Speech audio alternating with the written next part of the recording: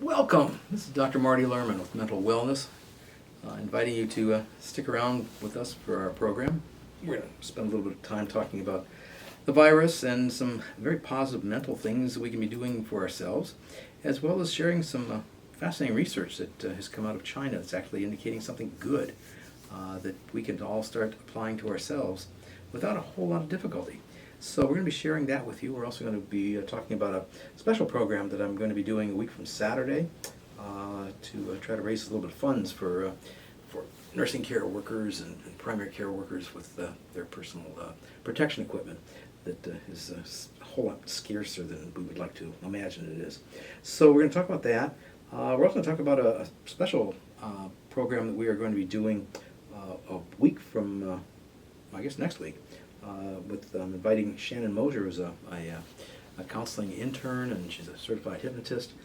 She's going to be talking about a book, an e-book that she's put together, dealing with emojis and how teachers as well as parents staying at home doing homeschooling can actually help children understand feelings a whole lot better by introducing the emojis, which they already are familiar with. So I'm looking forward to doing that with her, as well as being able to take a look at some other ways that we can actually maintain ourselves in a state of wellness rather than a state of panic and anxiety, which is pervading our country right now. So that's kind of what we're going to be dealing with in the immediate future. And we're also going to respond to a few of the emails that have come in, which I'm very grateful that we have gotten emails in. It indicates people are actually listening, which we already know, but also taking the time to send us in the emails and ask questions, and I'm going to do my best to answer them as forthrightly and honestly as possible. I tend to be somewhat evasive when the questions get really personal, and a couple of them I kind of tossed. But in any event, what we are going to be doing is focusing on ways of maintaining ourselves in a good frame of mental health and digesting information as it needs to be digested from news media outlets, as well as being able to put some perspective on what we're actually experiencing, and not allowing ourselves to get into cult kind of fantasy worshiping, which is something that now seems to be coming to a head with a lot of folks that are defying orders and going way beyond issues of civil rights and actually going into these very strange kind of emotional-based, driven behavioral things that really are not healthy for folks to be looking at or participating in.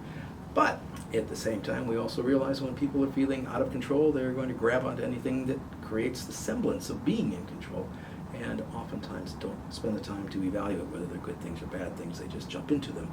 So we are going to spend some time talking about that and how mob rule tends to run a rampant pace when we're going through crises like we're in right now, and how to maybe understand whether or not we're falling into that kind of paradigm, or whether we need to be able to just kind of pull ourselves back and get back in touch with our own value system, which existed prior to this thing and gave us a sense of positive focus and hope.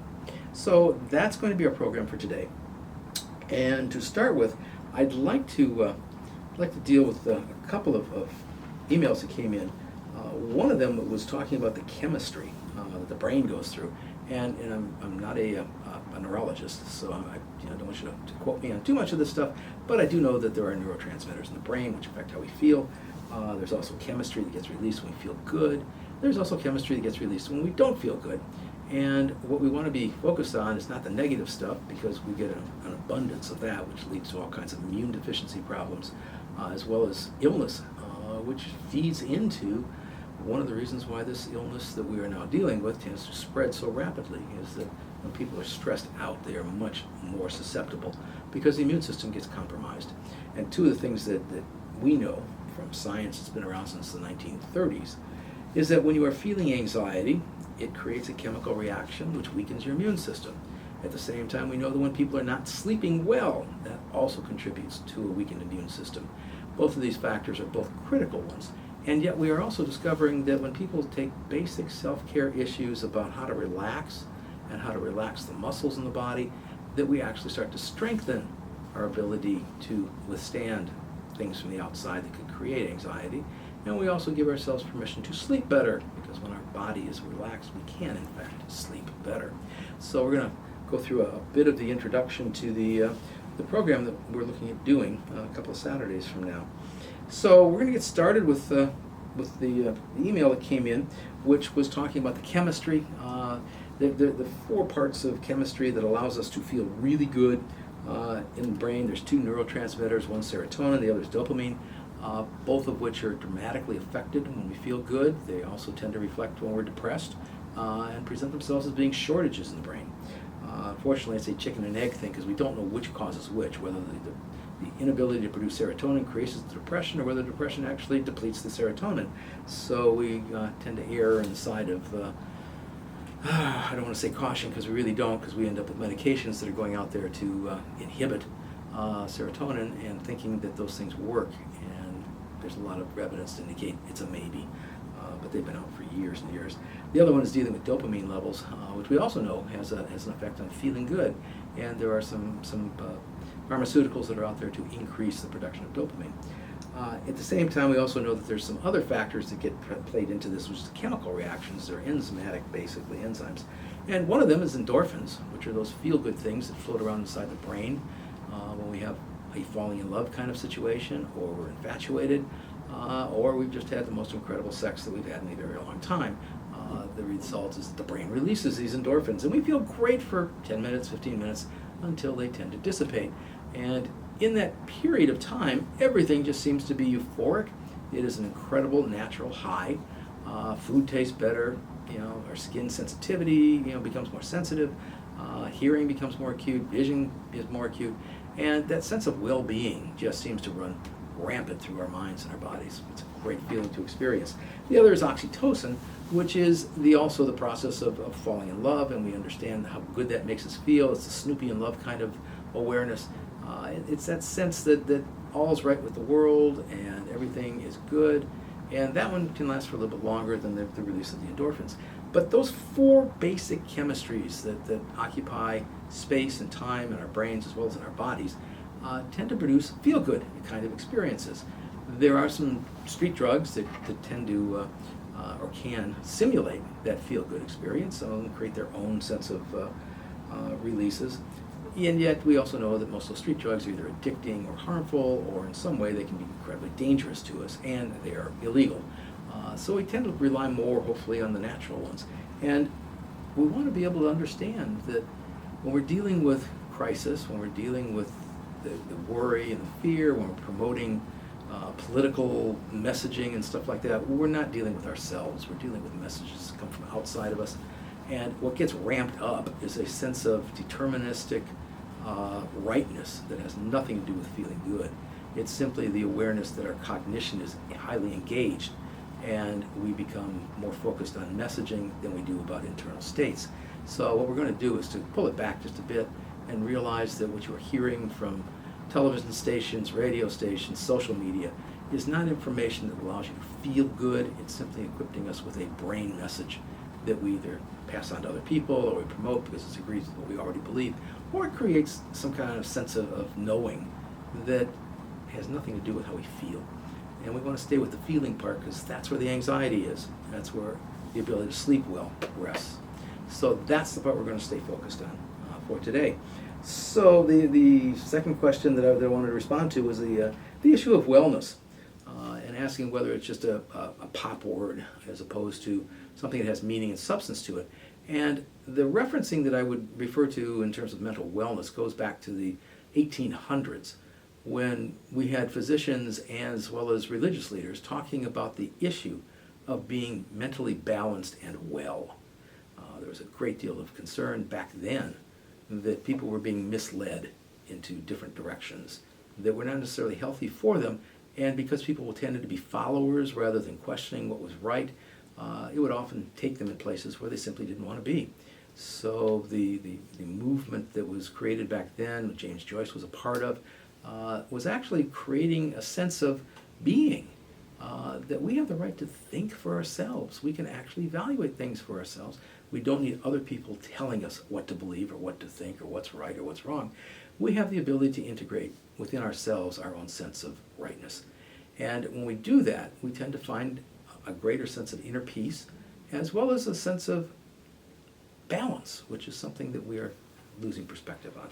So we are going to pull that back in, and the historical reference to the wellness concept it predates the issue of the illness concept, actually, because wellness goes back to the ancient Greeks, where it was very critically important for the Greeks to understand that when you are feeling well inside, you're exercising every part of your brain, you're able to think better, you're able to come up with logical understandings of things better, as opposed to being sick.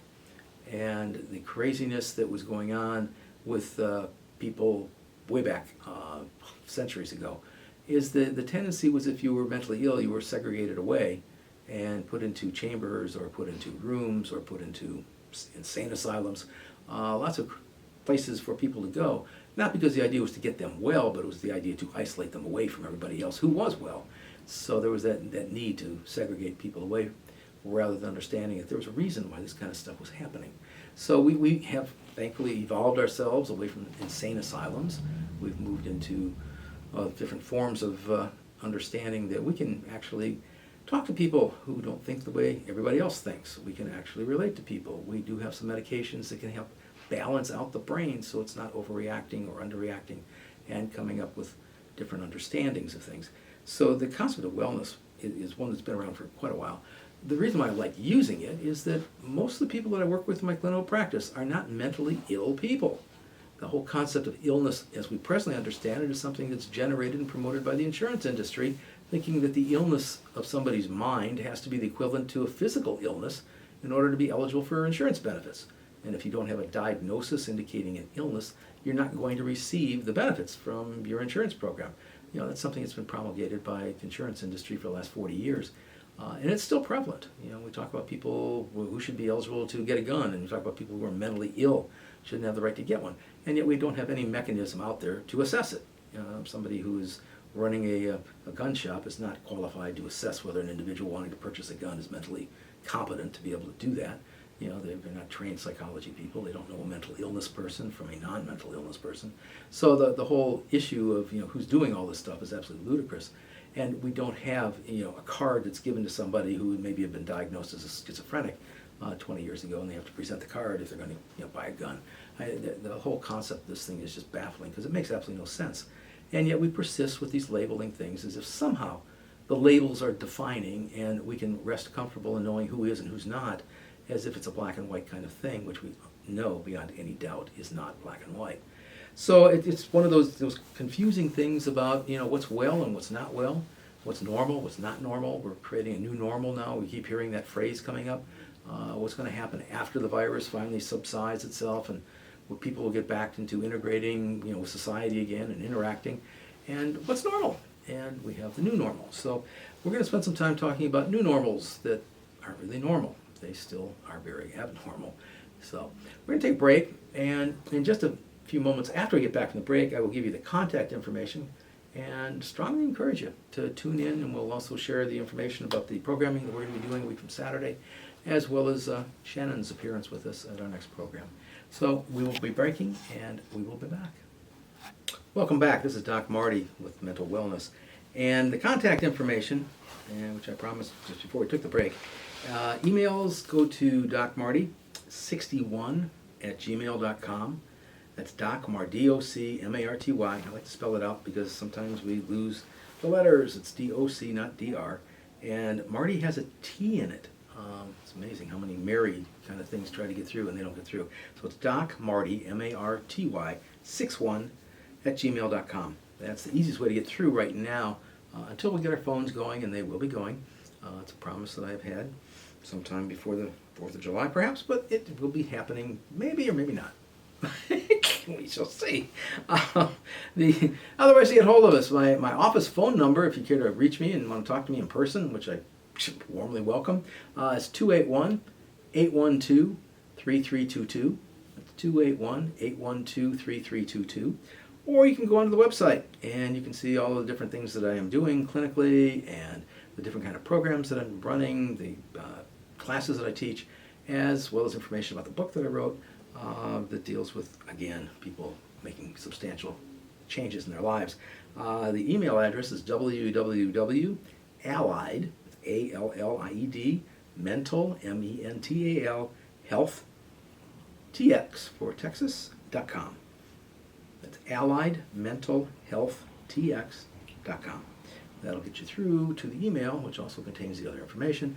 The other way to reach me was by going through the radio station at www.radio.kair.com, and you can leave messages for me that way also. So those are the essential ways of getting hold of me. And as far as watching the program or listening to our program, because besides the live broadcast we're doing now, we also replay it, and it goes out Wednesdays at noon, and Saturdays, which I understand are going to shift to Sunday, and we'll let you know exactly when that transition happens from Saturday to Sunday, but for right now it's on Saturday, also at noon, and then again at 9 p.m. You can also reach us through the social media outletting through YouTube. To do that, you go into the Radio KAIR channel on YouTube and just look for the Doc Marty. The episode we are doing today is, where are we, 17 or 18? 18. 18, thank you. So, yeah, you just look for the 18, or you're more than welcome to listen to some of the previous episodes that are also numbered down from 18, obviously. The other way to get hold of us is through the glories of, was it Spotify? And I'm trying to think how we go about doing that. John, But help him out. we're looking for that. I'm looking it up right now. You're looking it up. Okay, well, we'll get that and we'll throw it out there for your next break. But yeah, we can also do that for the podcast.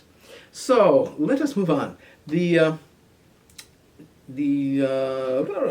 journal that came out from May's issue, which is ahead of time, is a study that was done in Wuhan, China, between January and February of this year, studying the effect of progressive muscle relaxation on people who are diagnosed having the COVID virus.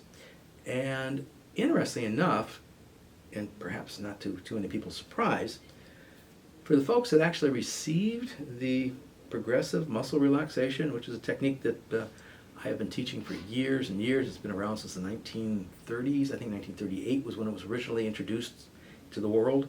It's a technique for relaxing the muscles in the body, because we know scientifically that when you relax physically, when you relax the muscles, it creates a sensation that goes into the brain, and the brain feels better.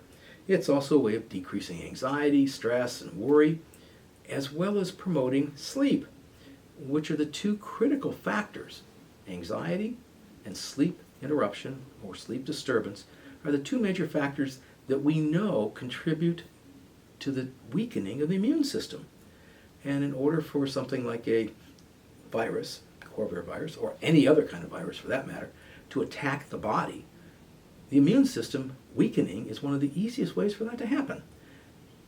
And the opposite is also true, that if your immune system is strong, it's far less likely that your body will be compromised by any kind of attacking germs or viruses or bacteria, because the body is working at its peak efficiency to resist and repel those nasty little things.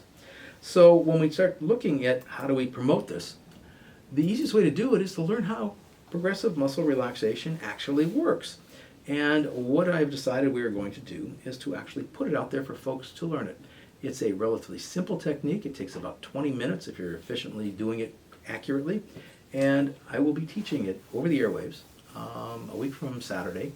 I think we originally talked about putting it out at like 9 o'clock in the morning. We will have it on several different venues so that people are able to actually watch it, learn it, hopefully practice it. And at the point at which you feel comfortable mastering it, you are then free to do it on yourself as well as people around you. And it's not a complicated technique. It is not a medical procedure by any means. It is a way of talking to the mind to release tension in the body. And I will be demonstrating how to do that. You'll be able to record it if you wish, or you'll be able to just watch it off of YouTube. But one of the critical things that I wanted to be able to do was to actually put this out, since we now have clinical evidence that it works. And for folks that were in China, we discovered, through the research that was just recently published, is that it is a very effective technique. And the people who were actively practicing the progressive muscle relaxation were far less likely to end up coming down with the virus. So we are going to put that out there. It's not a panacea, it's not a cure to the virus, but it is a mechanism for dramatically releasing the negative parts that encourage the weakening of the immune system, and at the same time it strengthens the immune system. So we're going to put that out.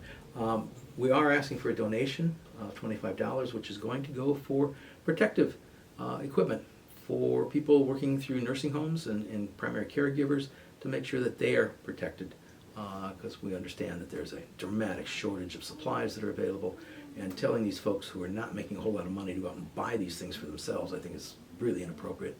So we're going to figure out a way to get this protection to these people, so that's what we're going to use your donations for. So that was the critical issue that I wanted to put out for folks and invite people to tune in. It'll be Saturday, a week from Saturday morning. We're going to get information out through various outlets and social networking, social media, so that you'll have more information on that. Let's see, what we're looking at. Oh, okay, we'll take care of the other thing later. The second issue that I wanted to deal with is really the staying balanced in light of all of the negative messaging that's going out there. And one of the critical factors that I've been encouraging people to do since we first started talking about stress management back in December, is to limit the amount of time you spend taking in other people's ideas and opinions and believing them to be your own. It creates a very false sense of reality, and when those sources dry up or shut down for whatever reason, it tends to leave people with a sense of hopelessness, which is unfortunately part of what goes into building a cult following. And we need to spend some time understanding that simply because people on the surface tend to have beliefs that are similar to ours doesn't present them as being authoritative or leaders that we need to be following. It's simply giving us information. So one of the ways we have to maintain our own sense of balance is to limit the amount of exposure that we take in that stuff, because it's not healthy for us to only be focusing on one source of information, regardless of whether we believe it to be true or not. So one of the things that I'm encouraging people to do is to actually hold down the amount of social media exposure, as well as television exposure, radio exposure, that's promoting social agendas or political agendas, and to stay focused on what's real. How are you maintaining yourself? How is your family getting through this process? How are your children getting through it? How are your parents focusing on it? How are your loved ones in general and your friends taking care of themselves? So those critical issues, which you don't have to be following social media in order to understand, are much more focusing, much more critical, and much more balancing than following agendas of other people. So that was just a caution that I wanted to put out, and hopefully it'll calm down some of the emails we've been getting too from people that are very scared of not understanding what's real and what's not. So that was a message I wanted to put out. We're going to take another break, and when we come back, we're going to talk about Shannon with the emojis and some other ways of creatively doing things that are not only fun but educational, as well as hopefully uplifting. So we will be back in just a moment. Okay, so you have to go into Spotify? Yeah. Do you have to create an account first to do that, or can you just go into Spotify on your own? Yeah, it's a free account, I think. It's a free account. You just sign in with Facebook. Just to listen. And just search the name of the show, and it should be the first option. Okay. I just followed it. Okay. So Spotify. So that's different than the other ones? Isn't there one from Google too that has a podcasting thing too? So the way Anchor works is the more views you start getting on Spotify and Anchor, the more platforms that it'll send your show to. Oh, okay. Yeah, because somebody was trying to argue with me over the weekend. Well, I don't want to go into Anchor and grab up an account. And I'm like, I don't know that you can. Yeah. You just sign in with Facebook on Spotify. They'll find it. Okay. I'm hoping we can get it on Radio K-Air on that website where you can just click there and go. Mm-hmm. It'll just send you over. Okay. So it'll come from that. All right. So about 5-6 minutes. minutes afterwards, Yeah. you'll round it up. So we got about 45 seconds.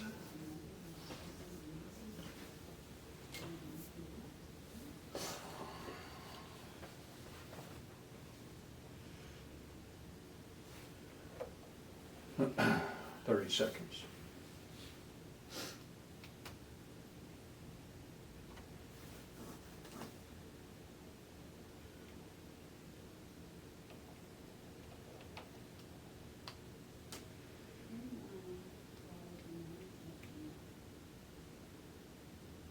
10 seconds.